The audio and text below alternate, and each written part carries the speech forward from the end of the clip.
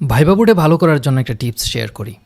এটি একদম প্রমাণিত টিপস। আমি নিজে এটা অ্যাপ্লাই করি যদি কোনো ইন্টারভিউ থাকে। সেটি হচ্ছে ভাইবা বোর্ডকে আপনার নিজের কন্ট্রোলে নিয়ে আসতে হবে। ওকে, ভাবতে পারেন এটা তো অনেক কঠিন জিনিস। ভাইবা বোর্ডে অনেকেই তো থাকে, এইচআরের একজন থাকে, যে ডিপার্টমেন্টের জন্য নিয়োগ হয় সে ডিপার্টমেন্টের একজন থাকে, মালিক পক্ষের একজন থাকে যখন ফাইনাল ভাইবা হয়। সো সেক্ষেত্রে আমি ভাইবা বোর্ডকে কীভাবে নিজের কন্ট্রোলে আনবো? একদম সহজ। আপনি জাস্ট চিন্তা করেন, যখন আমরা চায়ের আড্ডায়, চা স্টলে কোনো আড্ডায় বা যে কোনো জায়গায় যখন বন্ধুবান্ধব আড্ডাতে বসি, তখন দেখবেন আড্ডার টপিকটা কোন দিক যায়, কিভাবে যায়। দেখুন, কেউ একজন একটা বিষয় নিয়ে কথা বলে, এই কথার মধ্যেখানে সেম টপিক নিয়ে আরেকজন প্রশ্ন করে বা ওই রিলেটেড কথা শুরু করে দেয়।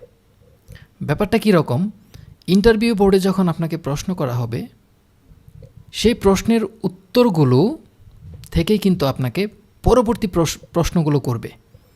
তার মানে হচ্ছে আপনি যখন উত্তর দিবেন, কোনো প্রশ্ন করবে, সর্বপ্রথম যখন আপনি আলোচনা শুরু করবেন, তখন এমন এমন জিনিসগুলো আলোচনার মধ্যে রাখবেন যেগুলো আপনার খুব আয়ত্তে, আপনি যে জিনিসগুলো ভালো জানেন। তখন দেখবেন ওই জায়গা থেকে আবার প্রশ্ন হচ্ছে। সো এইভাবে আপনি যখন আনসার করবেন, টেকনিক করে এমনভাবে আনসার করবেন যে আনসারগুলো আসবে সেগুলো সম্পর্কেও আপনি ভালো জানেন। সো তখন দেখবেন ভাইবা বোর্ডের সবাই সেই বিষয়গুলো থেকে আপনাকে প্রশ্ন করবে। তখন অটোমেটিক্যালি ভাইবা বোর্ড আপনার কন্ট্রোলে চলে আসবে। যে প্রশ্নগুলো হবে আপনার আলোচনার মধ্য থেকেই হবে।